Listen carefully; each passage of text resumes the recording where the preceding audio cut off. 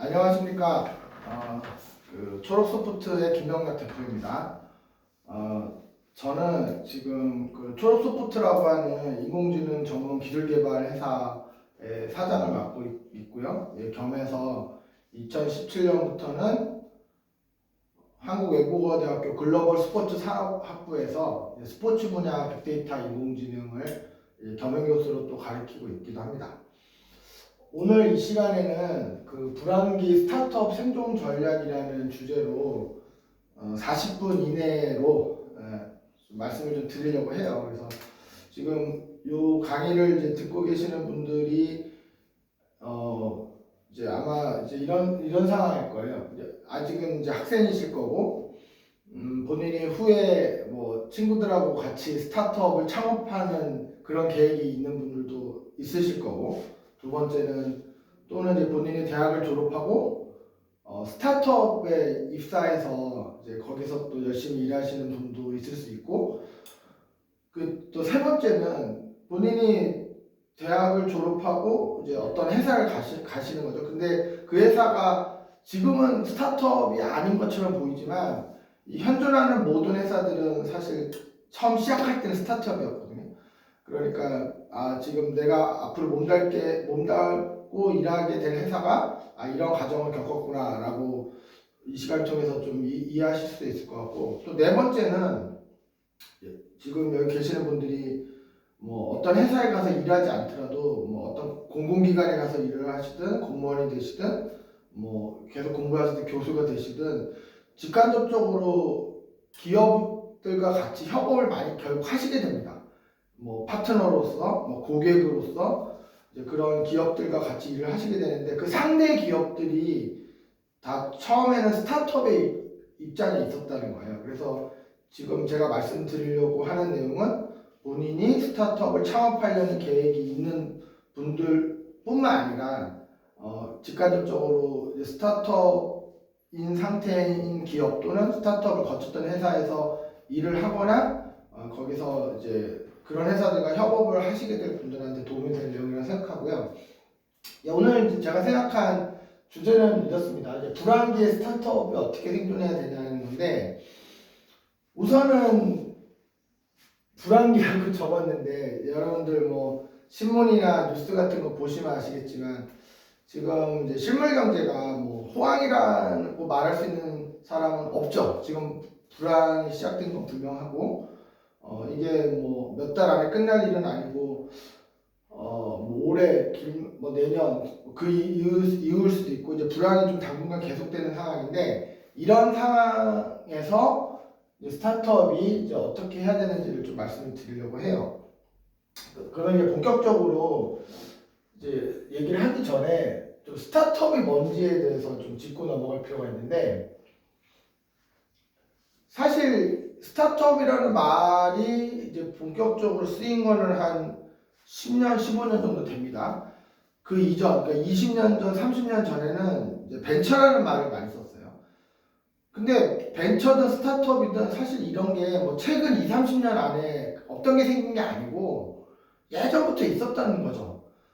그러니까 어디까지 거슬러 올라가야 되냐면은 뭐 네덜란드가 이제 네덜란드, 포르투갈 이런 나라가 이제 시작을 한 대항해 시대. 그러니까 콜럼버스가 뭐 미대륙을 발견하고 이제 그런 시기 이후죠. 그러니까 대항해 시대로 이제 그러면 벌써 한 4, 500년 이전인데, 그때로 거슬러 올라가 보시면은 이제 어떤 일이 있냐면은 뭐 선원들을 많이 모으고 배를 뭐 한 3척, 5척, 뭐 10척 이상도 이렇게 모아서 이제 큰 선단을 꾸려가지고 이제 계획을 좀 세워서 뭐 그게 인도가 됐든 아프리카가 됐든 남아메리카가 됐든 이제 그 목적지를 향해서 뭐 엄청나게 긴 시간 동안 이제 항해를 합니다. 가가지고 뭐 금은 보석을 발견한다든지, 뭐 중세 시대는 후추 이런 게 귀했으니까 후추를 가져온다든지, 그렇게 이제 무역을 성사를 시키면 이제 큰 돈을 벌게 되는 그런 상황이 이제 소위 대항해 시대부터 있었는데, 문제는 뭐냐면 이게 리스크가 너무 크다는 거예요. 그렇게 선원을 모으고 배를 여러 척 모아서 선단을 꾸려서 출항을 하는 데는 막대한 돈이 필요한데, 이게 중간에 뭐 해적을 만난다든지 아니면 뭐 태풍을 만나서 뭐 배가 가라앉는다든지 뭐 암초에 부딪혀서 꼼짝달싹 못하게 된다든지 하면 그 막대한 돈이 다 그냥 없어지는 거죠. 이렇게 돼버리니까 이제 좀 문제가 많은 겁니다. 그래서 네덜란드에서 세계 최초 이제 주식회사가 생긴 거예요. 그러니까 주식회사라는 건 뭐냐면 그런 이제 그 대항해 시대에 선원을 모으고 배를 모아서 선단을 꾸릴 때 그 선단에 대한 이제 주식을 발행하는 겁니다. 그러니까 예를 들어서 그걸 100주를 발행했다고 하면 이제 사람들이 이제 카페 같은 데 모여서 이제 나는 돈이 좀 있으니까 뭐 우리나라 돈으로 한 1억 정도 내겠다. 뭐 나는 1,000만 원만 내겠다. 누구는 뭐 500만 원 내겠다. 이렇게 자기들 여건 내에서 돈을 이렇게 냅니다. 그게 이제 자본금이죠. 그러면 이제 돈을 많이 낸 사람한테 지분을 많이 주는 거예요. 뭐 적게 낸 사람한테 조금 주고, 그러면 이제 그렇게 지분이 이제 100%가 다 모입니다. 그런 다음에 그 선단이 해적도 안 만나고 암초에도 안 걸리고 태풍에 이제 휩쓸려가지도 않고 목적지를 성공적으로 갔다 와서 이제 값비싼 후추를 가져온다든지 뭐 은을 실어온다든지 해서 이제 돈을 벌면 그 지분율에 맞게 그 이익을 이제 배분하는 거예요. 반면에 이제 그 배가 이제 자초하면 그 투자한 사람들 이제 손해를 보는 거죠. 하지만 이제 투자한 그거만큼만 돈이 없어지는 거죠. 그러니까 그 이전에는 그 선단을 꾸리는데 필요한 모든 돈을 뭐 한 명의 사람이 또는 하나의 가문이 전부 다 되고, 물론 이게 성공하면 엄청나게 돈을 벌지만 이게 한 번에도 실패하면은 그 사람이라든지 그 가문이 다 그냥 무너지는, 이랬다면 이제 주식회사가 생겼기 때문에 좀 리스크를 이렇게 나눌 수가 있는 거죠. 나눌 수가 있고, 그러니까 이제 주식회사는 우리가 뭐 고등학교 경제 시간 이런 데 배우셨겠지만 유한 책임이죠. 유한 책임. 그러니까 투자자가 책임을 무한정 지는 게 아니고 이제 자신의 투자한 그거만큼만 지는 겁니다. 그래서 이제 주식회사가 그때부터 시작이 됐고, 지금 익히 아시는 모든 거의 대부분의 회사는 주식회사예요. 그러니까 주식을 발행하고 주주들한테 투자를 받고 회사가 잘 되면 주주들한테 뭔가 이제 뭐 배당금 같은 걸 돌려주고 이제 이렇게 되는 건데, 뭐 주식회사가 아닌 회사들은 뭐 유한 합자회사 뭐 이런 형태도 있고, 근데 이제 그런 회사는 비율적으로 드뭅니다. 그러니까 사실은 주식회사 형태로 뭔가를 무슨 사업을 하려고 하는 회사가 만들어지고 그 회사가 성장하고 뭐 투자자들이 투자를 하고 이런 일들은 지난 20-30년 사이에만 있었던 게 아니고 대항해 시대 이후에, 그러니까 400년, 500년 전부터 계속 있었다는 거예요. 그래서 우리가 익히 아는 뭐 그런 회사들도 다 그런 형태를 띄고 시작한 거고 그런 과정을 거쳐서 여기까지 성장을 한 겁니다. 그런데 왜 최근 20년, 30년 사이에 뭐 벤처니 스타트업이나 이런 말을 좀 더 특별하게 하냐면은 이런 차이가 있는 거예요. 과거에 만들어진 회사들은 예를 들면 이런 식입니다. 그러니까 제가 예를 하나 들어볼게요. 뭐 양복을 만들어서 양복을 아주 멋지게 만들어서 이제 파는 그런 사업을 제가 한다고 했을 때 처음에는 이제 직원이 뭐 5명인 겁니다. 그러면 이제 뭐 한 달에 양복을 50벌을 만들 수 있어요. 그러면 이제 뭐 대충 계산하기 위해서 양복 한 벌에 뭐 좀 프리미엄 양복을 만든다고 치면 100만 원 정도 받을게요. 그러면은 어떻게 되나요? 그러면 한 달에 한 5천만 원씩 버나요? 뭐 이런 식으로 이렇게 돼요. 그래서 제가 만약에 한 달에 5천만 원 매출이 이렇게 나는데 이거를 5억으로 늘리고 싶으면 직원이 이제 50명이 필요한 거죠. 그렇죠? 이렇게 해서 직원이 500명이 되면은 한 달에 버는 돈이 뭐 50억이 될 테고, 이런 식이에요. 그러니까 과거의 비즈니스는 매출이 늘려면은 직원도 따라서 늘어야 되고 뭐 여러 가지 뭐 어떤 비용이라든지 이런 것들이 같이 증가하는, 그러니까 한 달에 5천만 원 벌던 회사가 뭐 50억, 500억 되는 게 좀 더딘 거죠. 그만큼. 왜냐면 사람을 또 모아야 되고 이 사람들 다 또 훈련시켜야 되고 이게 하루아침에 되는 게 아니잖아요. 그랬는데 최근 20-30년 전, 그러니까 우리가 1980년대부터 시작된 정보화혁명, 뭐 우리가 흔히 말하는 IT, 뭐 4차 산업혁명 이제 이런 게 시작된 지난 30년, 40년부터는 이제 어떤 일들이 생겼냐면 매출을 이제 이런 IT 기술을 기반으로 매출을 급신장할 수 있는 비즈니스가 나오기 시작했어요. 그럼 예를 들자면 이런 거죠.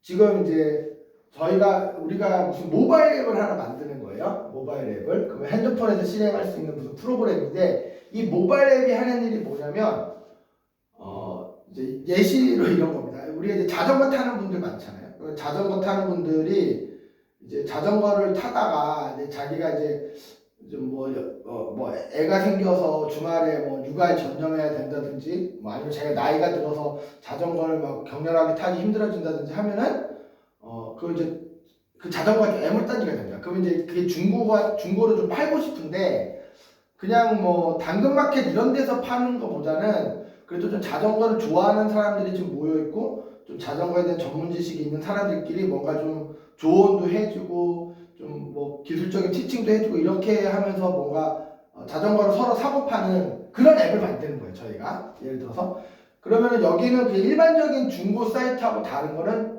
자전거에 좀 특화되어 있고 자전거를 파는 사람이나 자전거를 사는 사람이나 모두 이제 자전거에 대해서 깊은 어떤 이해도가 있고 뭐 그러니까 뭐 파는 입장에서도 자기가 오래 탔던 자전거의 특성에 대해서 되게 세세하게 알고 있으니까 이걸 사갈 사람들한테 뭐 그런 걸 설명한다든지 뭐 이 자전거로 운동할 때는 뭐 어떻게 운동하는 게 운동 효과가 극대화되는지 이런 걸 설명한다든지 뭐 그렇게 해줄 수도 있고 사는 입장에서도 좀 더 신뢰를 하고 자전거를 살 수 있죠. 요즘 자전거 좋은 거는 뭐 자동차 한 대 값인 그런 자전거들도 있기 때문에 그런 사이트를 우리가 만드는 거예요. 근데 처음에는 이 사이트 이용자가 뭐 한 달에 뭐 이 앱에 접속하는 사람이 뭐 한 달에 한 100명밖에 안 됩니다. 그리고 여기서 나오는 매출이 뭐 한 달에 100만 원밖에 안 되는 거예요. 처음에 이렇게 시작을 하죠. 근데 시간이 쭉 지나면은 이게 막 입소문을 타가지고 이 사이트에 들어온 사람이 뭐 한 달에 10만 명 이렇게 되고 여기서 발생하는 매출이 뭐 한 달에 10억, 뭐 100억 이렇게 쭉쭉쭉 올라가는 거예요. 자, 그러면은 아까 설명드린 비즈니스하고 차이점은 뭐냐면 아까 양복을 만들어서 파는 그런 비즈니스는 월 매출 5천만 원 하다가 5억이 되고 50억이 되려면 직원이 거의 정비대에서 필요했죠. 5명이었던 직원이 50명이어야 되고 500명이어야 되고 이랬는데 이런 식의 비즈니스는 그렇지가 않아요. 그러니까 이런 앱을 만들었고 이런 서비스를 만들었는데 한 달에 100명이 사용할 때나 10만 명이나 사용할 때나 물론 직원이 더 많이 필요합니다. 이때. 하지만 뭐 1000배, 10,000배 필요한 게 아니라는 거예요. 뭐 서버가 더 필요하고 뭐 여러 가지 더 필요한 건 분명히 있지만 그러니까 그런 고전적인 비즈니스보다 이렇게 IT 기술을 기반으로 한 비즈니스는 물론 이제 잘 해야지만 이게 가능하지만 회사가 급신장할 수 있는 그런 여지가 있다는 거예요. 그래서 이런 형태가 결국 우리가 흔히 말하는 플랫폼 비즈니스가 될 테고 아니면은 이런 경우도 있죠. 어떤 이제 회사가 동영상 우리가 뭐 많이 저도 지금 동영상 촬영하고 있는데 뭐 동영상을 뭐 촬영도 하고 뭐 이제 이렇게 하는데 어떤 회사 어떤 기술을 만들었어요. 뭐냐면 제가 그런 경우가 있는데 제 개인 유튜브에 뭐 어떤 걸 촬영해서 올렸는데 나도 모르게 저작권에 침해되는 상황이 돼서 막 그걸 막 서둘러 저도 지워야 되고 뭐 신고가 들어오면 대응돼야 되고 그러니까 제가 이제 저작권 침해하고 싶어서 침해한 게 아니고 저도 모르고 이제 그렇게 된 거예요. 근데 어떤 이제 스타트업이 자기들이 만든 사이트에 영상을 업로드하면 뭐 저작권 침해 걸릴 가능성을 꼼꼼하게 다 스크린 해가지고 뭐 어느 부분을 빼야 되고 뭐 어떻게 편집을 하고 이러면은 이제 저작권 침해 위험이 없는지를 이게 좀 잘 챙겨주는 그런 솔루션을 만들었다고 칠게요.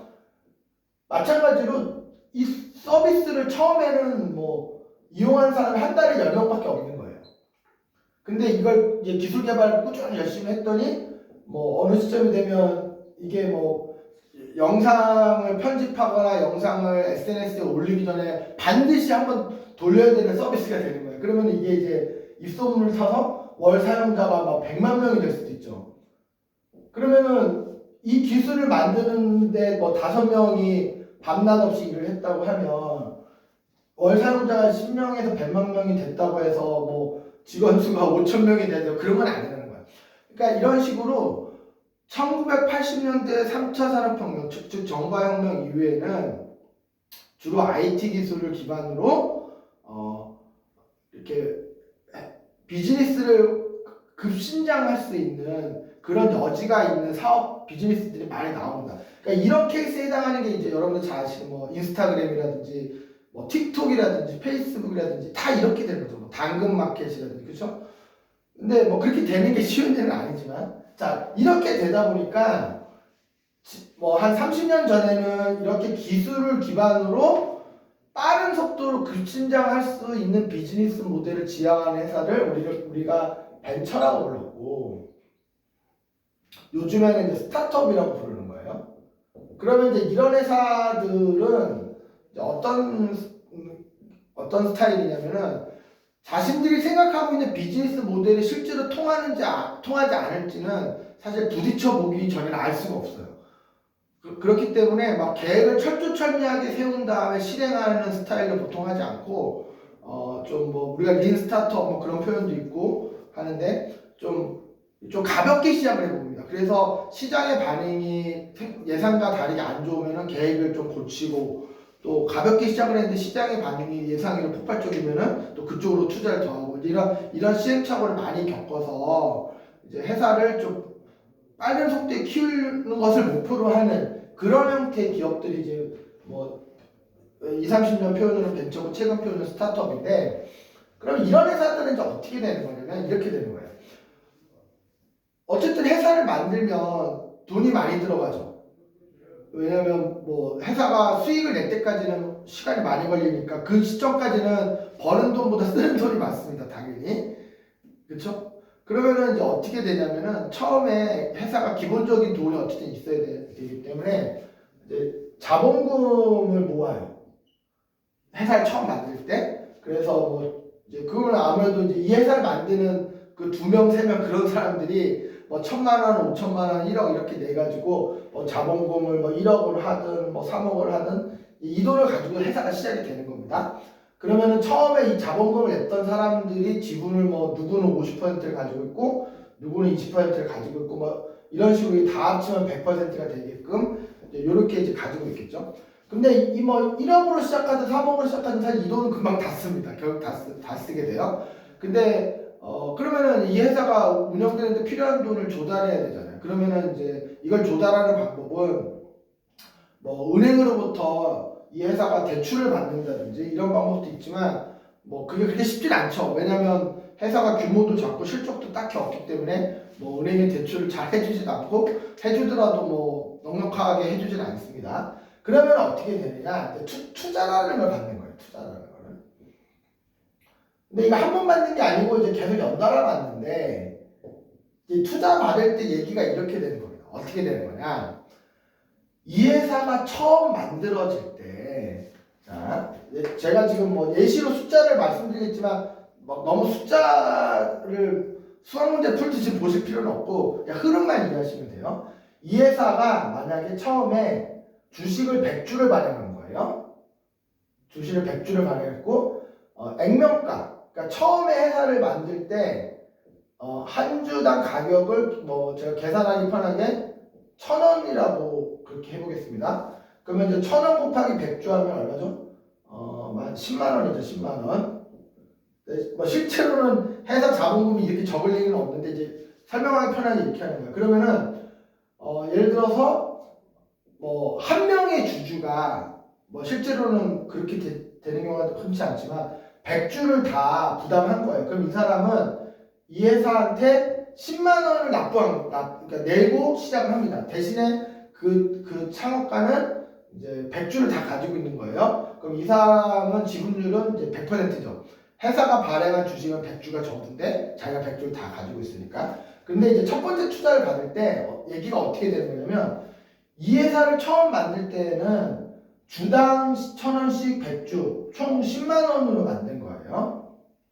그렇죠? 그러면 이 회사를 처음 만들 때 딱 그 만드는 순간 아기가 어머니한테 태어난 것처럼 딱 그 순간에는 이 회사의 가치는 10만 원이에요. 10만 원. 10만 원이요. 그런데 이게 뭐 1년이든 2년이든 시간이 지나서 이제 첫 번째 투자를 받으려고 할 때 얘기가 어떻게 되는 거냐면 이 회사를 힘들게 막 경영하고 있는 사람들이 이 투자자, 뭐 엔젤 투자자일 수도 있고 벤처 캐피탈일 수도 있는데 주장을 하는 겁니다. 시간이 1년, 2년 경과해서 우리가 막 이것저것 열심히 만들고 시도도 하고 그런 뭐 제대로 된 것도 있고 막 이러다 보니까 우리 회사의 기업 가치는 10만 원이 아니고 뭐 예를 들어서 1000만 원이다 라고 주장을 하는 겁니다. 그러면 이제 투자자가 뭐 이걸 납득할 수도 있고 아닐 수도 있고 한데 만약에 투자자가 납득을 하게 되면은 그 사이에 어떻게 되는 거냐? 10만 원짜리 회사의 가치가 1000만 원으로 100배가 상승한 거예요. 그러면서 이 한 주의 가치가 주당 1000원이 주당 10만 원이 되는 거예요. 10만 원. 그러면은 이때 투자하는 사람들은 한 주를 1000원에 사는 게 아니고 한 주를 10만 원에 사는 겁니다. 10만 원에. 그러니까 이쯤 되면은 신주라는 것은 새로운 주식을 뭐 20주를 발행합니다. 그리고 이 20주를 투자자한테 줘요. 그럼 투자자는 얼마를 내야 되냐면은 20주 곱하기 1000원이 아니고 20주 곱하기 10만 원이니까 200만 원을 내야 되는 거예요. 자, 이런 식으로 그러니까 너무 숫자에 연연하지 마시고 이런 식으로 기업 가치가 점점점 이때는 10만 원, 이때는 1000만 원, 이때는 뭐 1억, 이때는 10억 이런 식으로 기업 가치가 점점 올라간다는 전제하에 투자자들이 그러니까 처음 투자한 사람은 보다 뒤에 투자한 사람들이 주식을 비싸게 사게 되는 거죠.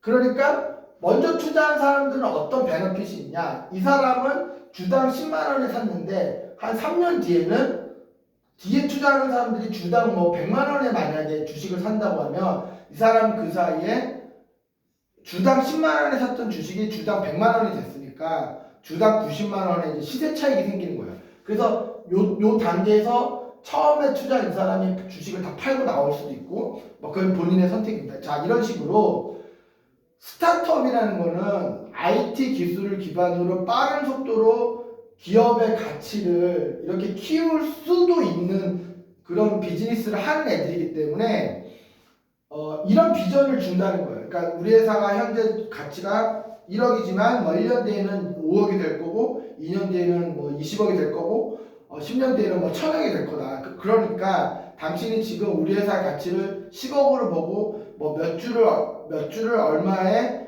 이렇게 사가면은 그거를 가지고 있으면 몇 년 뒤에 그 가치가 뭐 10배가 된다, 뭐 20배가 된다. 이런 식으로 얘기를 해서 투자를 받기도 하는 거예요. 그리고 그러면은 이렇게 연달아 투자를 계속 받으니까 돈이 계속 들어오죠, 그 회사에. 그럼 이렇게 들어온 돈을 가지고 뭐 직원을 더 뽑는다든지 뭐 마케팅에 돈을 더 많이 쓴다든지 이런 식으로 하는 거죠. 그러면은 이렇게 투자받은 돈으로 직원을 더 뽑기도 하고 마케팅에 더 쓰면 어떻게 되죠?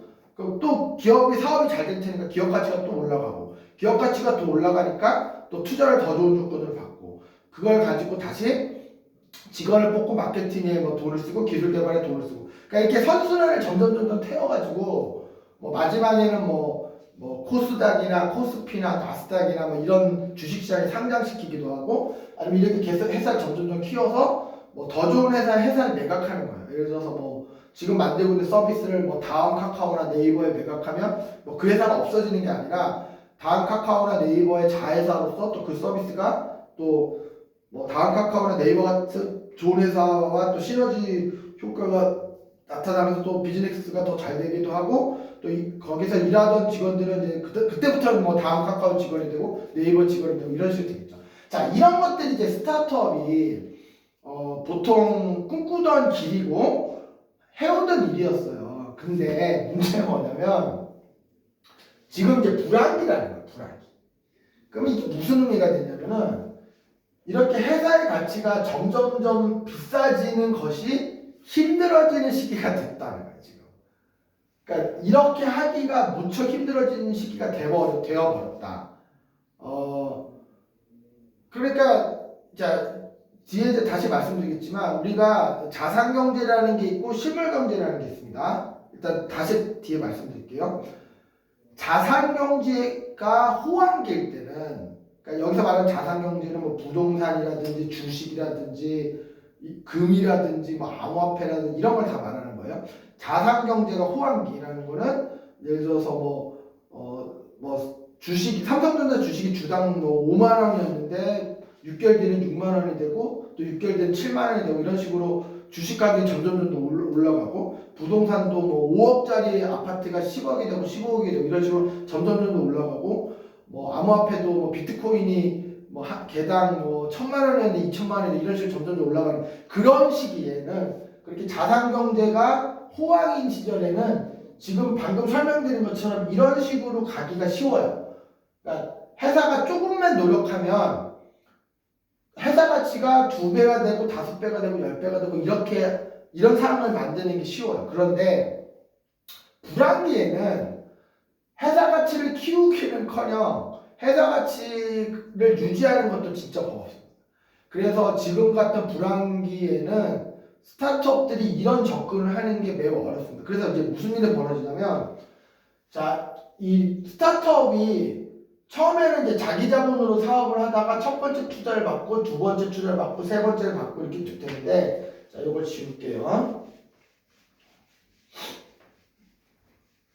자, 우리가 이렇게 투자를 받는 거를 어떻게 표현하냐면은 처음에는 시드 투자라고 합니다. 시드 투자. 그 다음에 뭐 시리즈 A, 뭐 B, C 보통 D 정도까지 간 다음에 뭐 상장하고 이렇게 되는데 시드 투자는 뭐 가까운 지인들한테 투자를 받거나 뭐 엔젤 투자를 받는 그 정도?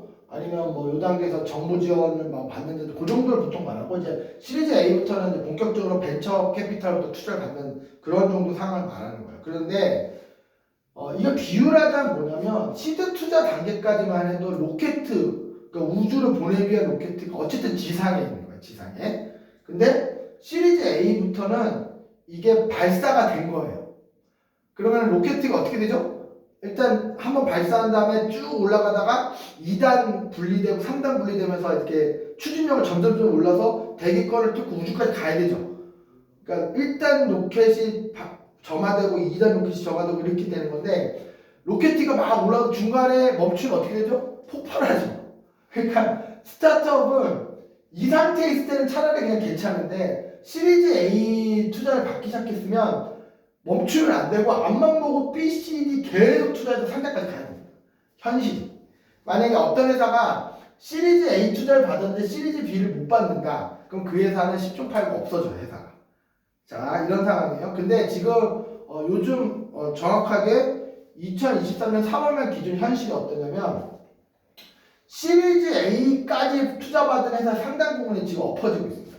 지금 언론에서는 대놓고 안 나오는데 시리즈 A에서 B를 못 가서 구조조정하고 문 닫는 회사가 엄청 많고 B에서 멈춘 회사들도 많이 쓰러지고 있어요. 그런데 C나 D까지 도달한 회사는 그래도 좀 사정이 나요. 왜냐면은 시리즈 C나 D까지 갔다는 얘기는 벤처 캐피탈이 그동안 누적 투자액이 엄청났다는 거기 때문에 그 회사를 죽이면 매몰 비용이 너무 큽니다. 벤처 캐피탈 입장에서는.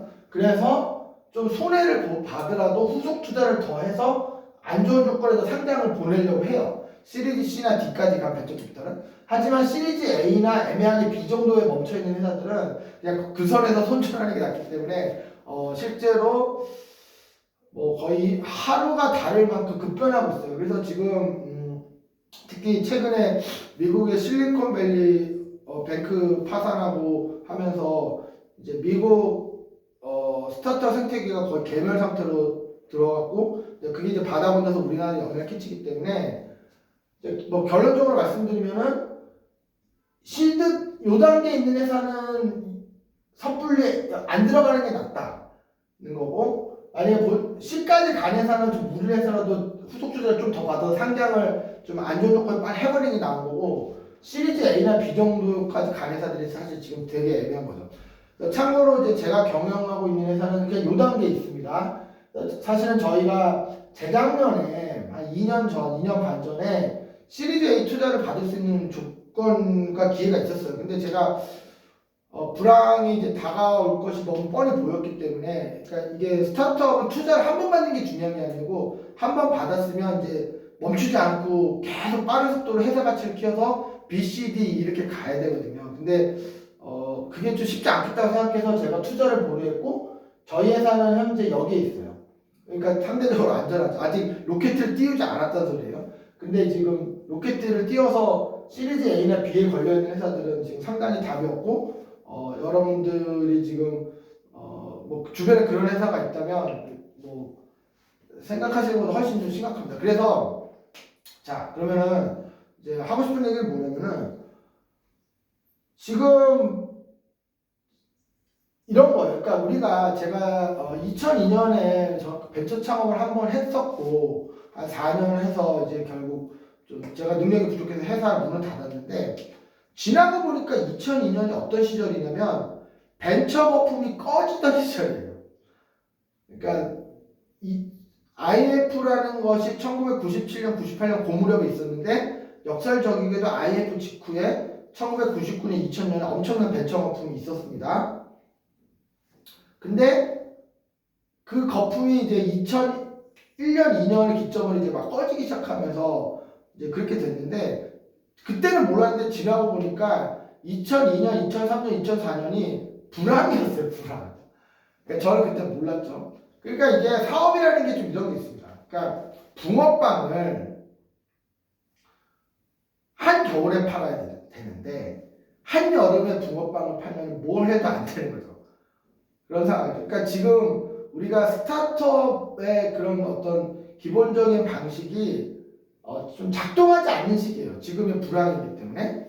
그래서 지금 이 시절에는 스타트업이 생존하려면 어떻게 해야 되냐면은 기업 가치를 뭐 빨리빨리 키운다라는 비전을 제시해서 후속 투자를 빨리 받고 이런 것들은 안 통하는 시절이에요, 지금.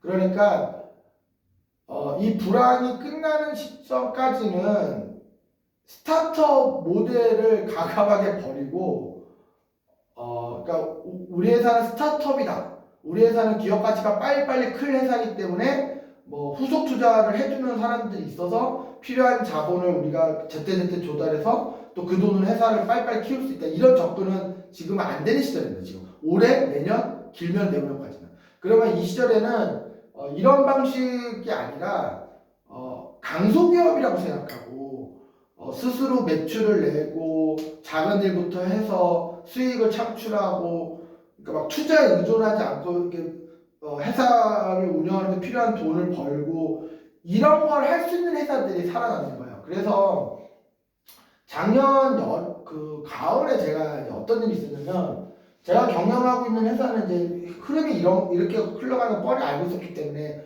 뭐 소위 말하는 인공지능 관련된 외주 개발도 꾸준히 해오고 있었고 이제 인공지능과 관련된 정부 과제도 뭐 매년 2개 정도씩 꾸준히 하고 있었어요. 근데 제 주변에 이제 스타트업 사업을 하고 있는 사장들이 많다 보니까 그 사장님들이 저를 보고 아니 벤처 캐피탈한테 뭐 100억, 200억 투자 받으면 직원들도 원 없이 뽑을 수 있고 뭐 좋은 사무실로 확장 이전도 할 수 있고 뭐 마케팅에 돈도 충분히 쓰고 이렇게 사업답게 할 수 있는데 뭐 그렇게 찌질하게 막 외주 개발을 하고 정부 사업을 하고 그러냐고 저희 같은 회사를 되게 한심하게 봤는데 지금은 상황이 역전됐습니다. 지금은 저희 같은 회사는 스스로 살아날 방법이 어쨌든 있는데 투자에 의존했던 회사들은 답이 없죠.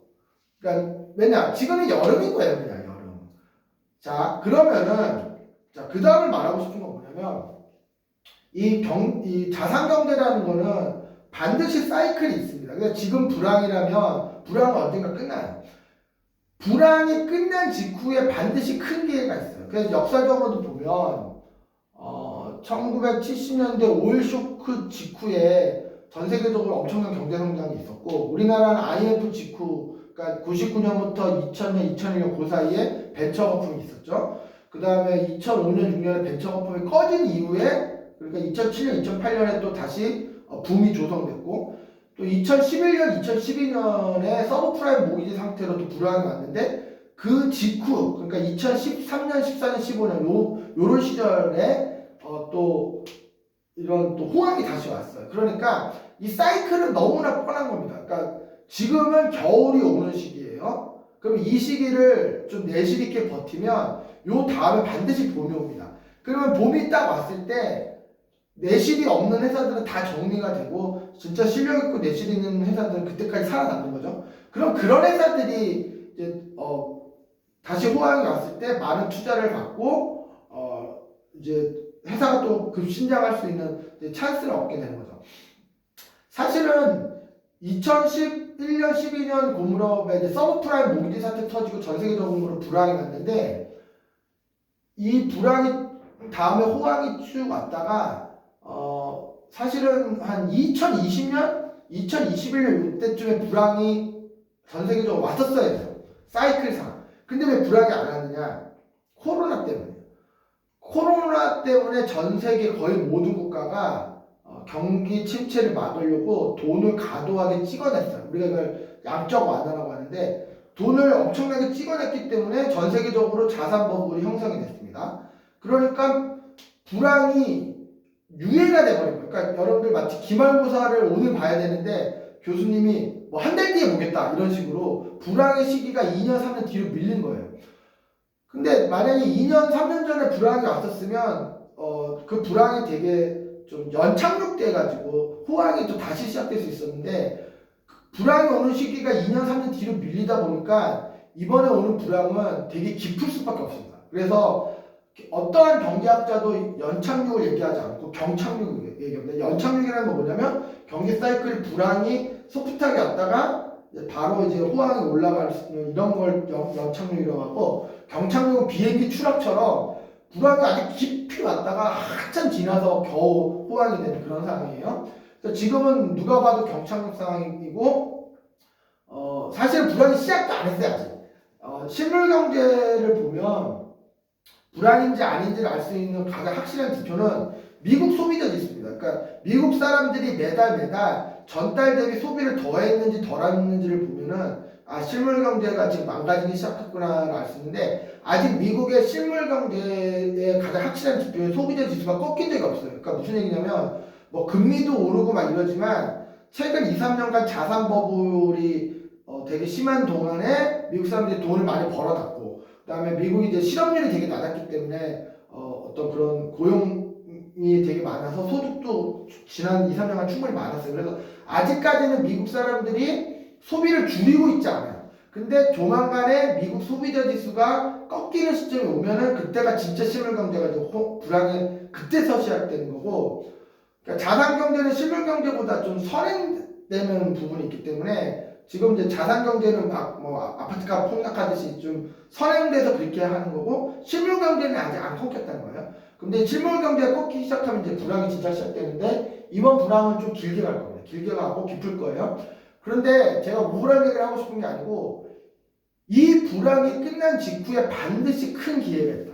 반드시. 그래서 지난 4, 5년간 호황기에는 대학생들이 막 스타트업 해보겠다는 사람도 많고 뭐 그런 데 관심 많은 사람도 많고 창업 관련된 수업을 하면 수업 듣겠다는 사람도 많고 막 그랬을 거예요. 근데 제가 장담컨대 앞으로 한 2년간에는 창업에 아무도 관심 없고 그런 공부하는 사람 학생이 눈에 띄게 줄어들 것이고 하지만 오히려 이 시기부터 준비를 하면 불황이 끝나고 호황이 시작되는 그게 2년 뒤가 될지 3년 뒤가 될지 모르겠지만 그때 엄청난 기회가 있다. 항상 그래왔다라는 겁니다. 그래서 이제 오늘 제가 이제 말씀드리는 거를 좀 이제 정리를 해야 되는데 지금은 이제 불황기가 시작이 됐기 때문에 회사의 기업 가치를 빠른 속도로 키워서 후속 투자를 막 연달아 받고 그렇게 받은 돈으로 회사에 재투자해서 또 회사를 빨리 키우고 하는 이런 사이클은 이제 안 통하는 시절이다 지금은.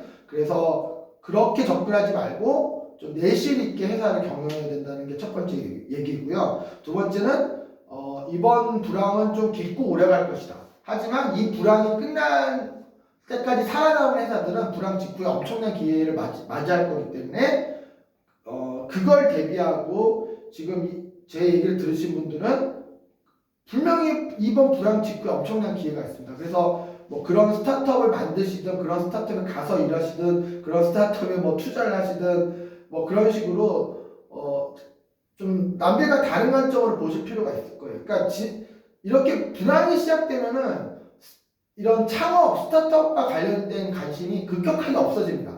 그러니까 2000년대 초반에 벤처가 꺼질 때도 그랬어요. 그러니까 제가 이제 하지만 그러니까 남들 따라가는 것만 따라가지 마시고 이 사이클은 항상 반복되어 왔기 때문에 그런 기회를 좀 보시고 제가 오늘 말씀드린 거는 여기서 마무리를 하도록 하겠습니다.